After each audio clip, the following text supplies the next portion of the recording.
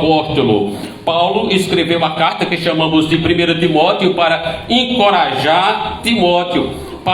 Paulo mostra nesta carta de que maneira a igreja local deve ser administrada e asseverar sua autoridade como servo de Deus. Para quem gosta de anotar e estudar um pouco melhor, você pode dividir a carta da seguinte maneira, pegando como tema como administrar o ministério da igreja local. Você pode pegar no primeiro capítulo, se você quiser anotar para estudar, você vai colocar aí a primeira divisão do primeiro capítulo, a igreja e sua mensagem. Ali é mostrado que a mensagem da igreja é ensinar a sã doutrina, capítulo 1, versículos de 1 a 11. A mensagem da igreja também é proclamar o santo evangelho, no capítulo 1, de 12 a 17. E a partir do versículo 18 até o final do capítulo 1, a mensagem da igreja é defender a santa fé. Pregar, ensinar a sã doutrina, proclamar o santo evangelho, defender a fé. Aí você vai para os capítulos 2 e 3 e você tem aí a segunda divisão da carta, a igreja e seus membros, capítulos 2 e 3. Seus membros devem ser homens de oração, capítulo 2, versículos de 1 a 8. Nos versículos de 9 até o 15, seus membros devem ser esposas submissas. E no capítulo 3, de 1 a 7, seus membros devem ser pastores qualificados. E nos versículos de 8 a 13, seus membros devem ser diáconos qualificados.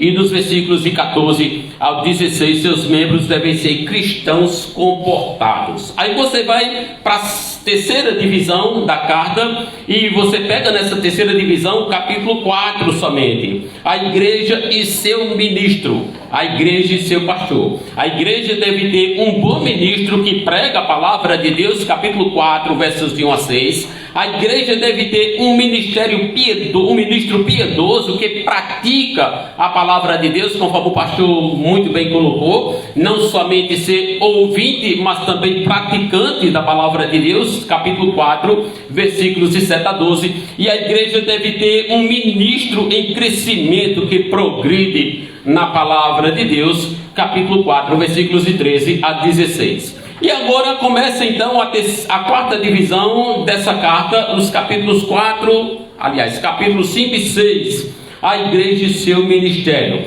E aqui nós temos que a igreja deve exercer seu ministério aos membros mais velhos, versículos de 1 a capítulo 5, versículos de 1 a 2. A igreja deve exercer seu ministério às viúvas mais velhas, capítulo 5, versículos de 3 a 10. A igreja deve exercer seu ministério às viúvas mais jovens também, os versículos de 11 a 16 do capítulo 5. A igreja deve exercer seu ministério aos seus líderes, de 17 até o 25. Exercer seu ministério aos servos, no caso escravos, a gente vai tratar e desenvolver um pouco mais aqui, que já começa no capítulo 6, versículos 1 e 2. E a igreja deve exercer seu ministério cuidando do seu pastor, capítulo 6, versículos de 11 a 16, também 20 e 21.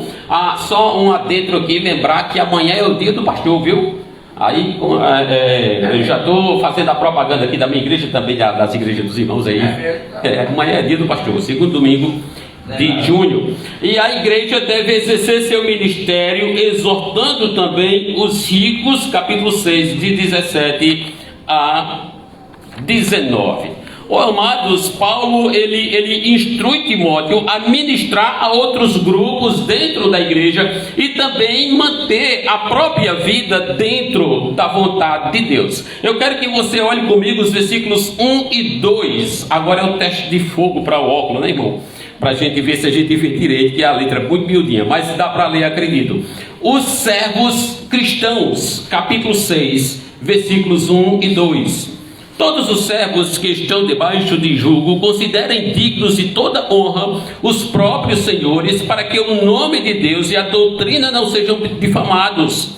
Também os que têm senhores fiéis não os tratem com desrespeito, porque são irmãos. Pelo contrário, trabalhem ainda mais, pois eles partilham do seu bom serviço, são crentes e amados. Ensina e recomenda estas coisas. É interessante nós notarmos que havia a questão da escravatura ou da escravidão no tempo do Antigo Testamento, e a igreja não tentou abolir essa prática, não. Pelo contrário, muitos escravos se converteram, alguns deles foram até ministros da igreja, e quando chega na igreja, aí ele tem um privilégio de ser mais ou menos igual para igual com os irmãos. Agora, é importante a gente lembrar que lá fora a coisa era bem diferente, já que o escravo não era considerado pessoa normal, era considerado objeto no tempo do Antigo Testamento. E aqui, quando eles recebem esses privilégios, havia o perigo da pessoa querer extrapolar, passar das medidas e tudo mais. E o apóstolo Paulo até falou sobre isso lá em 1 Coríntios capítulo 7. Mas aqui o apóstolo Paulo, ele coloca recomenda essas coisas para os cristãos servos, ou seja, os escravos que haviam aceitado Jesus. O que eles deveriam fazer? Quanto ao senhor, aqueles que tinham patrão incrédulo, não patrão, mas dono incrédulo, então eles deveriam tratar seu senhor com amor e respeito. Eles deveriam também honrar o nome de cristão, e o amor e respeito era muito necessário. O nome de Deus e a doutrina não poderiam de forma nenhuma serem blasfemados. E aqui eu puxo para a gente fazer uma aplicação para a nossa vida aqui. Como é que tem sido o seu procedimento do seu emprego, por exemplo? Como é que tem sido o seu relacionamento aí na sua família, na comunidade? Uma vez uma pessoa disse desse jeito: não, mas aqui, pastor, a minha vida é minha vida, não devo nada a ninguém. Não, pelo contrário, a sua vida não é sua vida, não. A sua vida é a vida que Deus deu a você. Porque cada um não é dono do seu nariz. Nós temos um dono, e nosso dono é Jesus.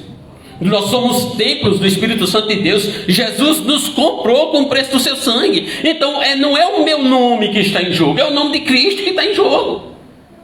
A gente precisa compreender isso, irmãos. Não somente eu sei que aqui ele fala para os escravos, e aqui a gente está tentando fazer uma aplicação para a nossa vida.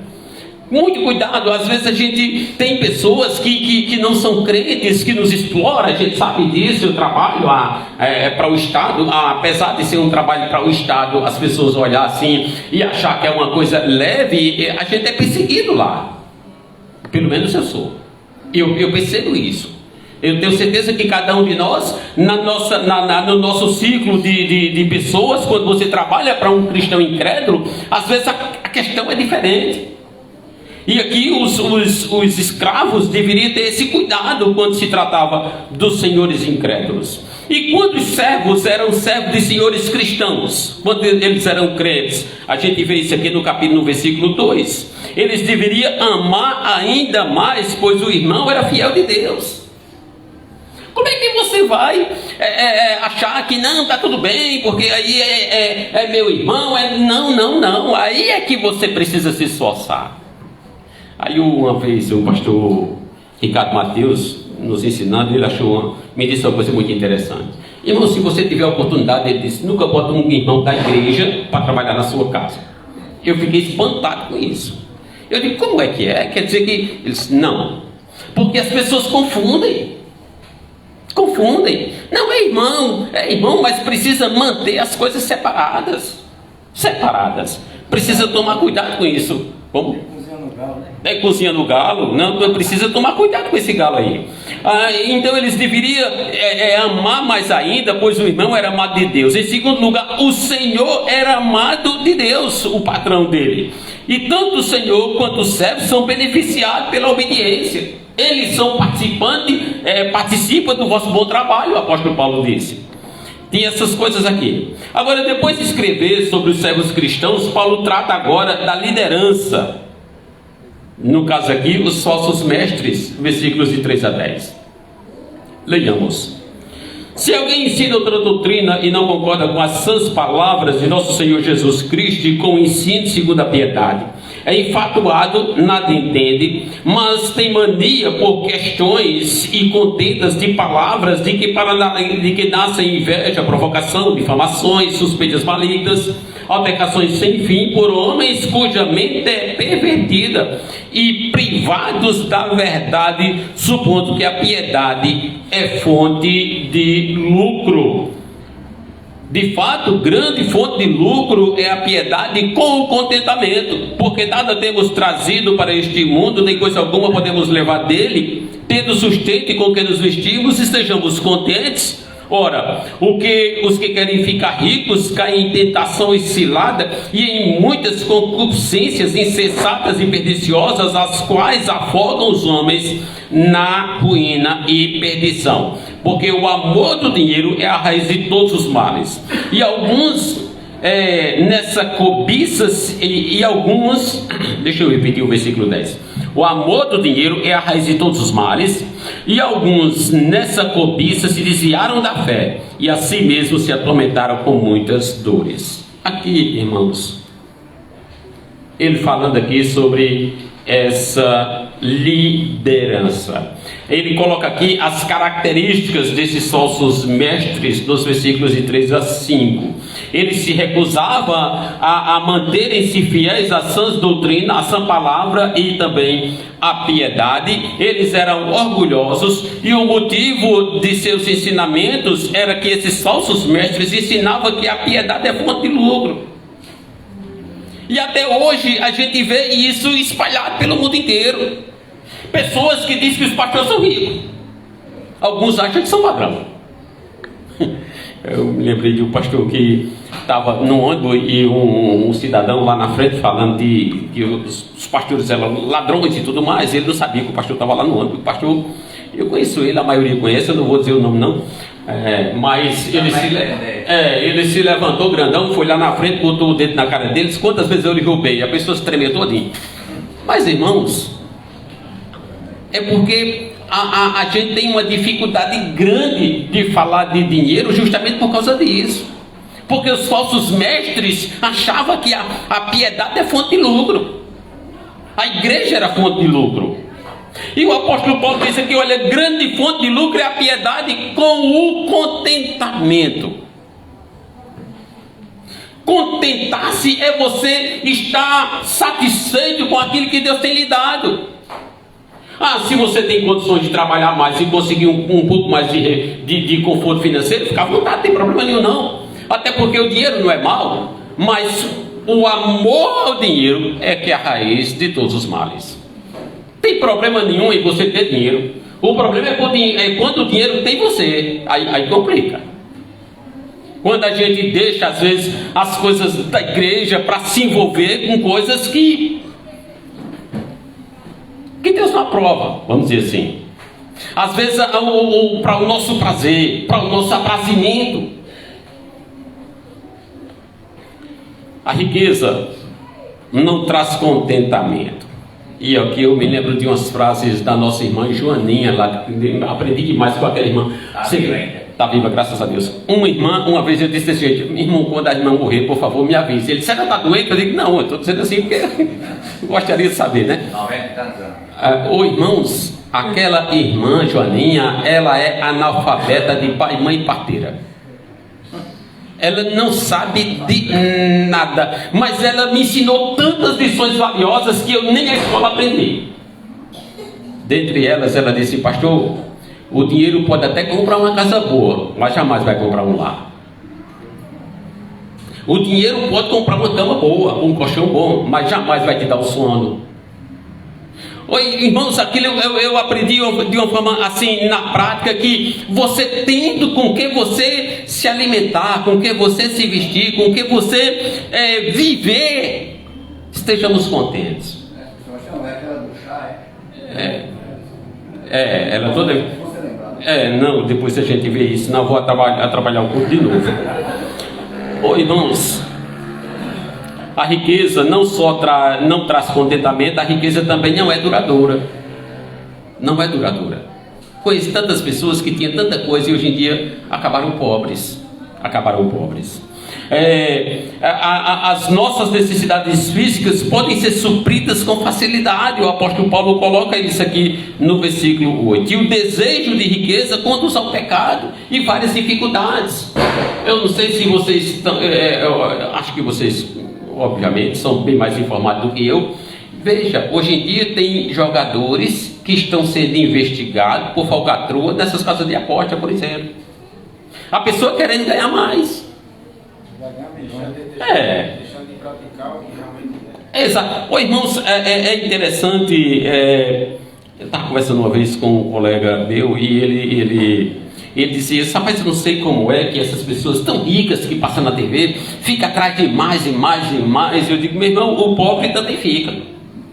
Conheço muitos pobres que são assim também. Não é só rico, não. Eles querem isso, irmão. Eu digo: meu irmão, às vezes um carro vira e o pessoal lá está lá saqueando a carga, por exemplo. Roubo. Quando eu estava fazendo, ele era maqueiro do hospital onde eu trabalhava. E quando ele de repente, a gente conversando, a conversa teve que ter interrompida. Chegou uma pessoa com um acidente de moto e eu fui lá prestar socorro, atender, etc., fazer a ficha. E quando eu terminei de fazer a ficha, que ele levou lá para dentro, ele era maqueiro, chegou e disse: ele era analfabeto também, sabia de nada. Ele trouxe um papel e um lápis: por favor, pastor, anota o número do telefone desse menino que se acidentado de moto. Eu sabia para que era, mas eu fiz questão de perguntar: para que você quer isso? Ele disse: não, é porque a gente dá uma ajuda para que eles possam procurar o DPVAT. Eu digo: sim. Quando é que você entra nessa história? Ele disse: não, quando eles recebem o dinheiro, eles passam um pedaço para mim. Eu disse: meu irmão, isso é corrupção. Ele disse: não, pastor, isso é sabedoria.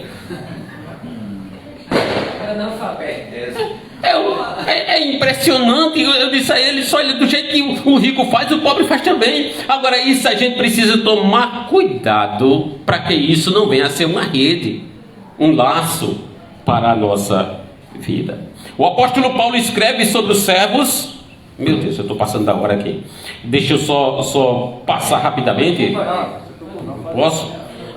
O pastor dizendo que eu posso então. O medo faz terminar de 11 aqui, né? Paulo escreve sobre os servos cristãos, ele escreve sobre os falsos mestres, agora ele fala sobre o verdadeiro pastor. O pastor, capítulo 6, versículos de 1 a 16, aliás, de 11 a 16. Tu, porém, ó homem de Deus, foge destas coisas. Antes segue a justiça e a piedade, a fé, o amor, a constância, a mansidão. Combate o bom combate da fé, toma posse da vida eterna, para a qual também foste chamados, e de que fizeste boa confissão perante muitas testemunhas. Exorto-te perante Deus, que preserva a vida de todas as coisas, e perante Cristo Jesus, que diante de Pôncio Pilatos fez a boa confissão, que guardes o mandamento imaculado, irrepreensível, até a manifestação de nosso Senhor Jesus Cristo. Versículos 15 e 16 agora.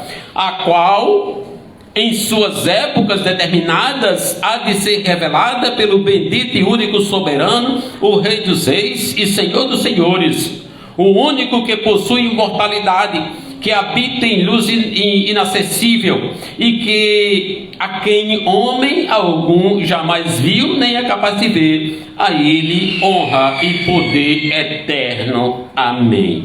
Então o apóstolo Paulo, ele fala aqui sobre o pastor. Ele dá a Timóteo 4 admoestações que, se fossem obedecidas, garantiriam o sucesso no ministério e também a continuidade do testemunho como homem de Deus. E aqui eu coloco, então nós temos o pastor Soares, nós temos aqui o pastor Júlio, nós temos o pastor Luiz, nós temos o pastor Júnior, nós temos o pastor Francisco, e eu coloco nessa lista todos os homens, porque cada um de vocês é pastor da sua casa. Amém? Não senti firmeza, não. Amém? Amém. Ou não é? Ou não é? Pastor na sua casa. E ele, olha o que ele disse aqui. O que você tem que fazer com relação a essa situação? Foge. É a primeira ordem dele. Foge destas coisas. Fugir, em alguns casos, é sinal de sabedoria e um meio de alcançar vitória. Fugir não é por causa que a pessoa tem medo, pelo contrário. Olha o que o José fez quando esteve diante da mulher de Potifar, aquela cretina, né? Então, fugir aqui é separar-se dos falsos mestres. Todo crente deveria fugir dos pecadores. A gente vê isso no Salmo 1, verso 1. Bem-aventurado o homem que não anda no conselho dos ímpios, não se detém no caminho dos pecadores, nem se assenta na roda dos escarnecedores. É importante fugir. A outra ordem que ele dá aqui, ele diz no versículo 11 ainda, segue. Primeiro ele manda foge, agora ele diz segue. Segue o que? A justiça. Significa a integridade pessoal. Segue a piedade, que quer dizer a devoção prática, a vida piedosa. Segue a fé. A palavra fé pode ser traduzida por fidelidade. Segue o amor no caso aqui, o amor de Cristo, o amor ágape, o amor que Deus derramou no nosso coração, para que a gente possa também amar as outras pessoas, se sacrificar pelos outros. A constância aqui dá a ideia de perseverança, permanecer firme. A mansidão não é frouxidão, a mansidão é o poder sob controle. É aquele crente que não é pavio curto, é aquele crente que se segura.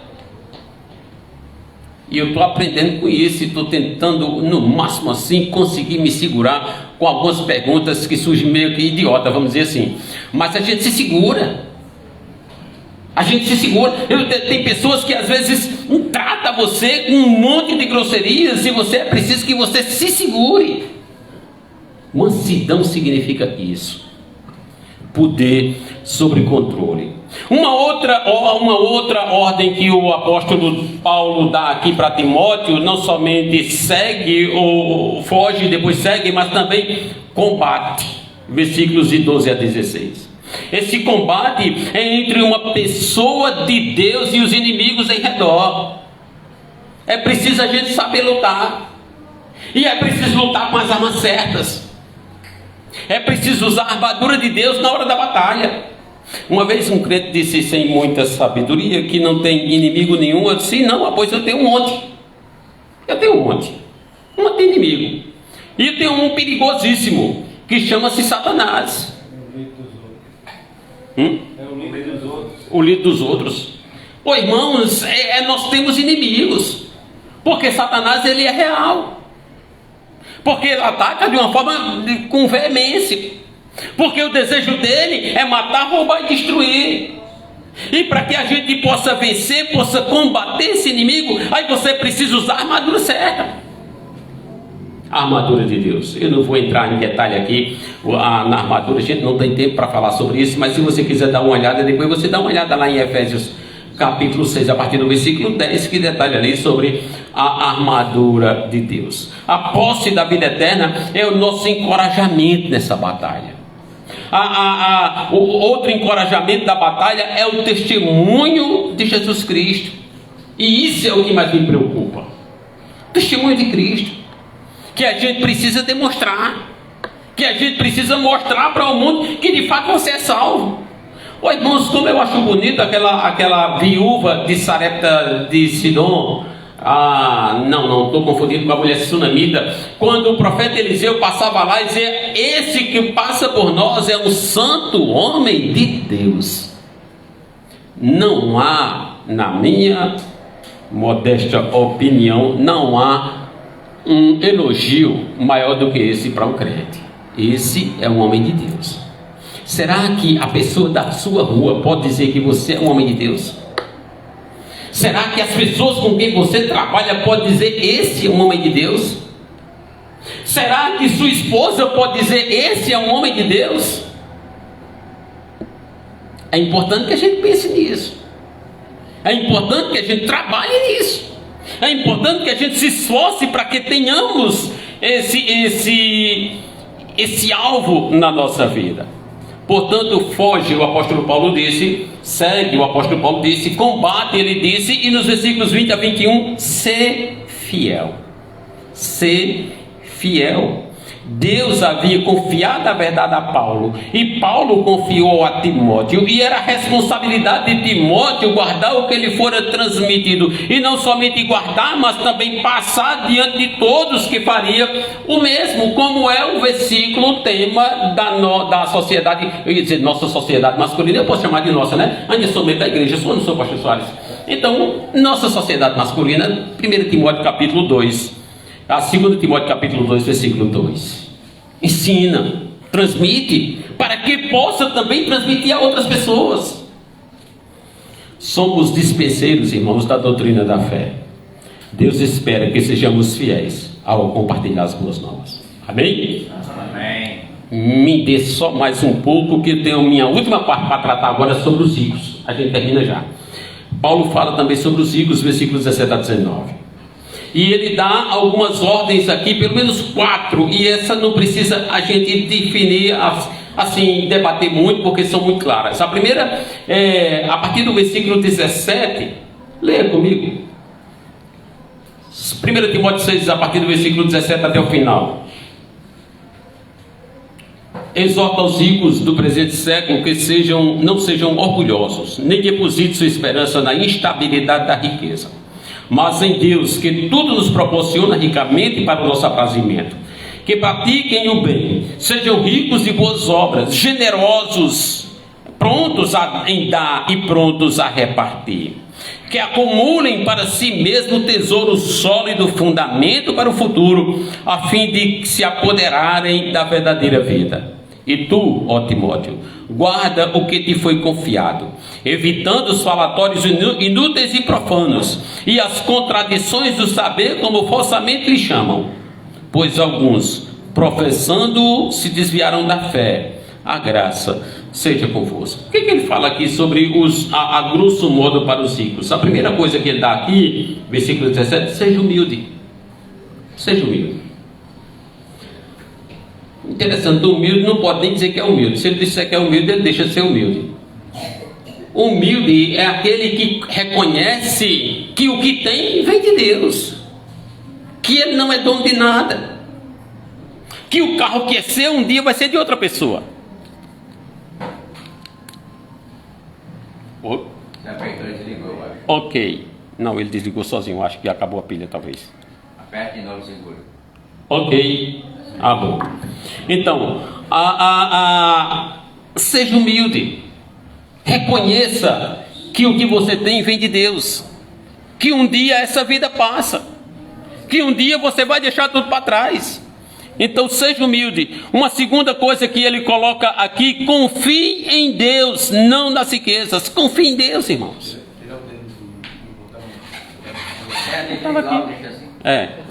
Eu acho que eu falo alto, né? Então, confie em Deus, seja humilde, confie em Deus, desfrutem o que Deus lhes der. Obrigado, irmão Emanuel.